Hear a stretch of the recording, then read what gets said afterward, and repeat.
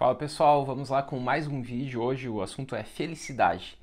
E a preocupação desse vídeo é responder a seguinte pergunta: o que significa ser feliz para um antigo, para alguém que viveu na antiguidade, para alguém que viveu na Idade Média, na Idade Moderna e hoje na Idade Contemporânea? Então, mudou o conceito de felicidade e a forma como as pessoas enxergavam esse conceito? Então é sobre esse conteúdo que será esse vídeo. Antes, eu peço para vocês se inscreverem aqui no canal para receberem todos os conteúdos que eu estou produzindo por aqui, curtirem esse vídeo para me ajudarem e também comentarem aqui nos comentários filosofar é preciso, porque isso me ajuda bastante. Bora lá então para o assunto de hoje, sobre as definições de felicidade a partir de cada período. Eu vou começar pelo período antigo. O que significa ser feliz segundo os antigos? Bom, eles orientavam e acabavam se orientando e orientando a sua vida e, consequentemente, aquilo que eles entendiam por felicidade segundo um princípio chamado princípio cosmológico. Então, nós temos aqui 4 períodos e 4 princípios para analisar. Quem nos apresenta esses 4 princípios é o autor Luc Ferry na obra do Amor. Então, é sobre essa obra que eu criei, enfim, preparei esse conteúdo de hoje. E então existe um princípio cosmológico que orientava as pessoas no mundo antigo, na antiguidade. Na concepção grega de um mundo hierarquizado, onde cada um, segundo o grau de excelência, tem o seu lugar determinado, e essa é a visão dos gregos. Claro que pensar isso hoje é um tanto quanto estranho, porque nós não vivemos mais sobre esse período, esse princípio, que é o princípio cosmológico, mas para eles sim, para os gregos, fazia muito sentido, porque para eles o mundo era hierarquizado, organizado, e, portanto, cada um tinha o seu lugar no mundo. Então, eu vou ocupar o meu lugar no mundo. Quando eu ocupo o meu lugar no mundo, eu estou onde eu deveria estar. Logo, é assim que a felicidade é vista, segundo os gregos. Agora, se eu estou no lugar que não é o meu lugar natural, onde eu possa desenvolver as minhas excelências, então eu não estou em casa. Então, estar em casa, ou seja, estar no seu lugar, é o que define a felicidade. Então, de novo, na concepção grega de um mundo hierarquizado, cada um, segundo o grau de excelência, tem seu lugar determinado. E ser arrancado desse lugar natural é um sofrimento e uma injustiça, assim como o retorno a ele é um bem, ligado à restauração da harmonia do cosmos. Se eu estou no lugar, aí há a justiça. Se eu estou fora do lugar, aí há a injustiça. Então, tudo está atrelado a essa questão do cosmo. O cosmo que é hierarquizado, ordenado, organizado. Portanto, tudo que existe dentro do cosmo, desse mundo natural, deve estar no seu lugar. O princípio cosmológico surge com a Odisseia de Homero. Então, nós temos aqui essa obra do Homero, onde nós temos claramente posto esse princípio cosmológico. O objetivo da vida de Ulisses é ir do caos em direção à harmonia do cosmo. O que é o caos para Ulisses? É a guerra de Troia e o exílio. E o que é o cosmo, a harmonia do cosmo? É a paz, é a própria casa. Então, por isso, Ulisses, na guerra de Troia, está fora de casa, está no caos, não está no seu lugar natural. E, portanto, ele não é feliz. Agora, quando ele está retornando para casa, ele está indo em direção à felicidade. Se nós pensarmos em aptidões, em excelências, no conceito virtude, arete, do grego, por exemplo, eu sou professor e eu estou trabalhando como padeiro. Jamais serei feliz como um padeiro se a minha excelência é dar aulas. E vice-versa. Então, esse conceito de arete, segundo os gregos, define muito bem esse princípio cosmológico. Qual a excelência desta lapiseira? Escrever. Ela não escreve, então ela não está atingindo o seu lugar natural. Qual a excelência de uma faca? Cortar. Se ela não corta, ela não serve mais. Qual a excelência do ser humano? A eudaimonia, segundo Aristóteles, a felicidade. Então, como eu posso encontrar essa harmonia? Quando eu estou de acordo com a ordem, de acordo com esse princípio cosmológico. Voltando a Ulisses, Ulisses recusa a imortalidade e a juventude eterna prometidas pela bela Calipso para poder voltar para casa. Por quê? Porque na volta da guerra de Troia para casa, para Ítaca, todas as aventuras que ele acabou enfrentando voltando para casa no mar Uma das grandes aventuras é justamente essa, onde ele encontra a bela Calypso, que promete a ele imortalidade e juventude se ele ficasse com ela, mas ele decide abandonar tanto a imortalidade como a juventude, algo que aparentemente, vamos falar assim, todo mundo desejaria para justamente voltar para o seu lugar natural. Então ele prefere uma vida mortal exitosa, e exitosa aqui justamente porque ele estaria em casa, ele estaria em ordem, a uma existência imortal, que é ficar com Calypso, emprestada, imprópria e, portanto, um fracasso, um erro.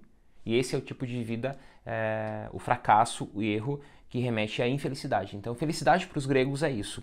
Ela se dá justamente a partir do princípio cosmológico. Pensar sobre o mundo antigo, e aqui eu cito principalmente os gregos, mas a gente pode pensar também no mundo romano, antiguidade, viver de acordo com a natureza, viver de acordo com o cosmo. E esse é o lema, inclusive, dos estoicos. Então, não só nos estoicos, mas no pensamento grego como um todo e romano e antigo, portanto, o princípio cosmológico define o que é felicidade. Vamos para o segundo princípio, que é com os medievais. Então, o que significa ser feliz para os medievais? Essa é a pergunta. Vamos responder ela agora. Eles se orientavam segundo o princípio teológico. Opa, e aqui então nós saímos do princípio cosmológico dos gregos para o princípio teológico dos medievais. Esse princípio é familiar ao público dos países de tradição cristã, uma vez que está no cerne da mensagem de Cristo. A ideia de que as condições da vida boa repousam na harmonia com os mandamentos divinos.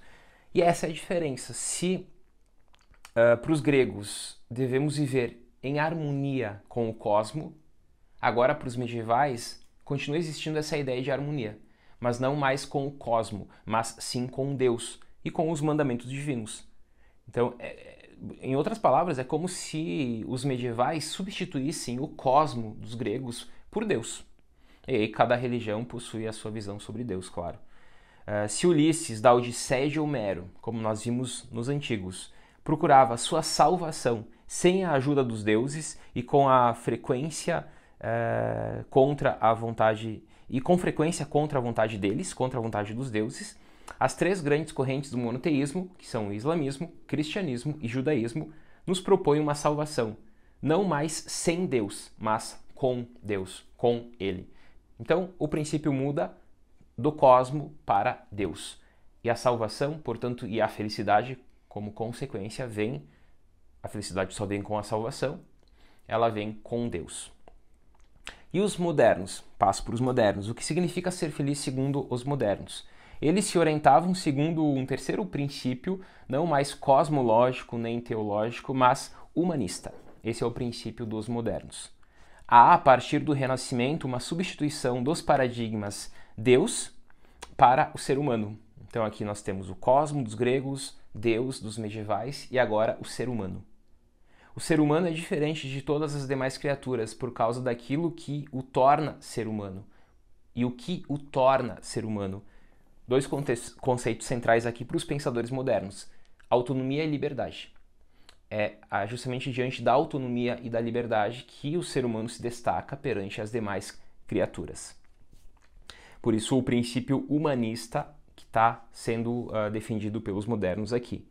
A vida boa será definida pela participação na história humana, segundo eles. O ser humano é o centro a partir dos modernos. E a felicidade ela só pode estar atrelada justamente com a participação do ser humano na história humana. A ideia é que o homem estaria de alguma maneira salvo, que sua vida estaria assim justificada quando ele coloca sua pedra no edifício do progresso humano.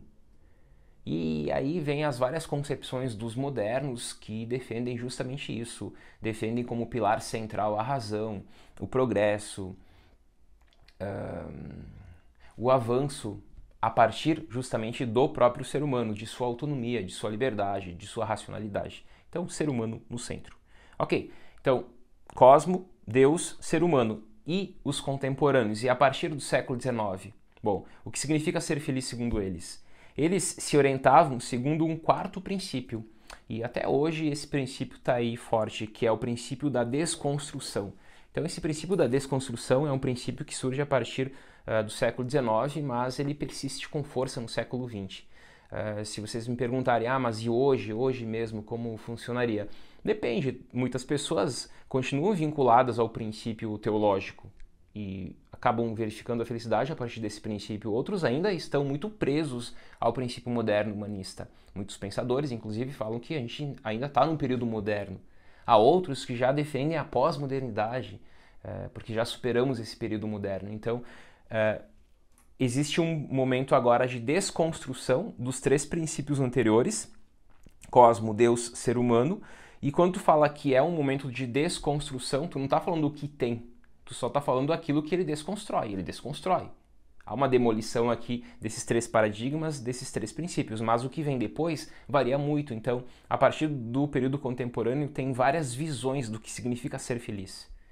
E aqui há várias filiações filosóficas. Bom, então os contemporâneos se orientavam a partir do princípio da desconstrução. Esse período inicia-se com Schopenhauer e vai se expandir com Nietzsche e Heidegger.